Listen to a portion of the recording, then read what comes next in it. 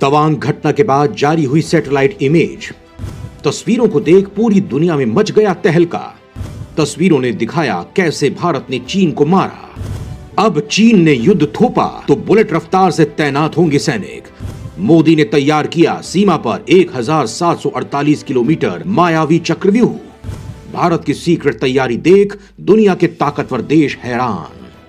दोस्तों, हाल ही में हुई तवांग की घटना ने एलएसी पर युद्ध का माहौल बना दिया है। इस घटना के बाद एक और जहां भारत की थल सेना और वायुसेना फुल अलर्ट पर है और पूरी सेना को चाक चौबंद कर रही है, वहीं दूसरी ओर दुश्मन देश चीन भी अपनी पिटाई का बदला लेने के लिए नई हरकत करने की प्लानिंग तैयार कर रहा है। क्योंकि तवांग में मार से ज्यादा चीन की बेइज्जती हुई है कि महज कुछ भारतीय सैनिकों ने चीन के 600 सैनिकों की हड्डियां तोड़ दी। युद्ध हुआ तो भारत के लाखों सैनिक क्या हाल करेंगे, इसीलिए चीन अब षड्यंत्र कर रहा है और चीन की योजना है कि भारतीय सैनिकों पर घात लगाकर वार करे। यानी चीन छुपकर भारतीय सैनिकों पर वार करने की तैयारी में है और इसी योजना के तहत भारतीय सीमा में घुसने का प्रयास कर रहा है। इस बीच दोस्तों, ऑस्ट्रेलिया की एक संस्था ने तवांग संघर्ष को लेकर एक सैटेलाइट इमेज जारी की है, जिसके सामने आने के बाद बड़ा तहलका मच गया है। क्योंकि ये दिखा रहा है कि किस तरह से भारत ने चीन को कूटा और किस तरह से चीन पीठ दिखाकर भागा। यह हम आपको आगे बताएंगे। वहीं दोस्तों, हम आपको ये भी बताएंगे कि किस तरह से मोदी सरकार ने सीमा पर 1748 किलोमीटर लंबा एक चक्रव्यूह बना लिया है, जिसमें चीन का एक भी पैर पड़ते ही उसे तबाह कर दिया जाएगा। ये सब बताएंगे तो वीडियो पर जरूर बने रहिएगा आखिर तक। तवांग को लेकर अब जारी हुई सैटेलाइट इमेज, खुद देख लीजिए भारत ने किस तरह दिखाई बहादुरी। दोस्तों, हाल ही में तवांग में चीनी सैनिकों के घुसने की घटना को लेकर पूरी दुनिया में जमकर प्रचार किया गया कि चीन तवांग में घुसा और भारत को पता भी नहीं चला। यहां तक कि भारत के कुछ लोग भी इसमें इन्वॉल्व थे। राहुल गांधी ने तो यहां तक कह दिया कि चीन ने भारतीय जवानों की पिटाई की, लेकिन भारत के विदेश मंत्री एस जयशंकर ने संसद में उन्हें मुंह तोड़ जवाब दिया। संसद में जयशंकर चीन पर खुलकर बोले। जयशंकर ने कहा कि अगर भारत सरकार उदासीन होती तो चीन बॉर्डर पर सेना को नहीं भेजती, लेकिन इन सभी के बीच एक ऐसा खुलासा हुआ है जो हिंदी चीनी भाई भाई की विचारधारा के साथ चलने वाले लोगों के साथ बाकी पूरी दुनिया को हैरान कर देगा। दरअसल इस घटना की सैटेलाइट इमेज जारी हुई है। दरअसल ऑस्ट्रेलियन स्ट्रेटेजिक पॉलिसी इंस्टीट्यूट नाम के एक संस्थान ने कुछ सैटेलाइट इमेज जारी की हैं। ये सैटेलाइट इमेजेस उन लोगों की नींद उड़ा देगी जो ये बोल रहे हैं कि चीनी सैनिक जब घुसपैठ कर रहे थे तब भारत क्या सो रहा था। इन सैटेलाइट इमेजेस से पता चलता है कि भारत एलएसी की ऊंचाई पर चीन पर कितना हावी है। भारत एलएसी पर चीन को डोमिनेट कर रहा है और चीन से ज्यादा अच्छी पोजीशन पर बैठा हुआ है। ये सभी बातें सैटेलाइट इमेजेस को देखकर साफ तौर पर पता चल रही हैं। सैटेलाइट तस्वीरों से यह भी पता चला है कि भारत ने जबरदस्त तरीके से एलएसी पर अपनी तैनाती बढ़ा दी है। तस्वीरों में यह भी सामने आया है कि भारत ने एलएसी के पास सड़कों का जाल बिछा दिया है ताकि जरूरत पड़ने पर हथियारों और जवानों की तैनाती की जा सके।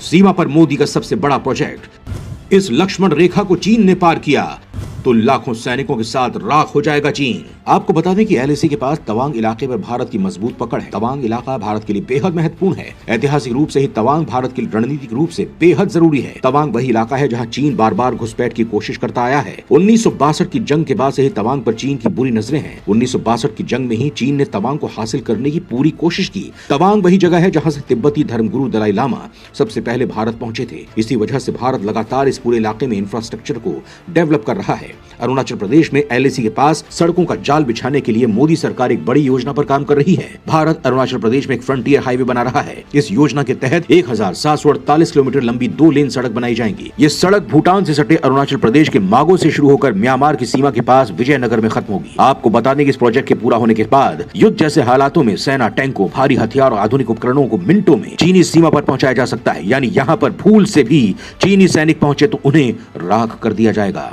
भारत के लिए वरदान साबित होगा यह हाईवे। दोस्तों, अब ये जान लीजिए कि भारत के लिए कितना अहम होने वाला है। NH 913 के रूप में ये फ्रंटियर हाईवे कई मायनों में फायदेमंद साबित होगा। इससे एक तरफ युद्ध की स्थिति में सैनिकों और सैन्य साजो सामान और हथियारों को बहुत जल्द सीमा पर पहुंचाया जा सकेगा, तो दूसरी ओर सीमाई इलाकों से लोगों का पलायन भी रुकेगा जो चीन के डर से ये इलाका खाली कर रहे हैं। ये मोदी सरकार का ड्रीम प्रोजेक्ट है जो बॉम्बडिला से शुरू होकर नाफरा, हुरी और मोनीगोंग से गुजरने वाला है। मोनीगोंग भारत तिब्बत सीमा का सबसे निकटतम इलाका है। NH 913 जिदो और चेनकवेंती से भी गुजरेगा जो चीन बॉर्डर से सबसे करीब के इलाके हैं। फ्रंटियर हाईवे भारत म्यांमार सीमा पर विजयनगर में खत्म हो जाएगा। 1748 किलोमीटर लंबे पूरे फ्रंटियर हाईवे को 9 पैकेज में बांटा गया है। सड़क परिवहन मंत्री नितिन गडकरी ने कहा था कि इस प्रोजेक्ट पर करीब 27,000 करोड़ रुपए की लागत आएगी। हालांकि भारत सरकार ये लागत घटाने की संभावनाएं तलाश रही है। मोदी सरकार के मुताबिक करीब 800 किलोमीटर का गलियारा हरित क्षेत्र होगा क्योंकि इतनी दूरी में कोई अन्य सड़क नहीं है। इस गलियारे में कुछ पुल और सुरंग भी होंगे। हमने 2024-25 में प्रोजेक्ट से जुड़े सभी कार्यों की स्वीकृति की योजना बना रखी है। निर्माण कार्य पूरा होने में करीब 2 सालों का समय लगेगा। हम जैसे जैसे आगे बढ़ेंगे अलग अलग पैकेज पूरा होते रहेंगे। हालांकि पूरा प्रोजेक्ट 2026-2027 से पूरा होने की उम्मीद है। आपको बता दें कि बॉर्डर इंफ्रास्ट्रक्चर पर शक्ति प्राप्त समिति ने 2016 में पहली बार इस प्रोजेक्ट की सिफारिश सड़क परिवहन और राजमार्ग मंत्रालय से की थी। जुलाई 2018 में गृह मंत्रालय ने निर्धारित इलाकों में कनेक्टिविटी मुहैया कराने को लेकर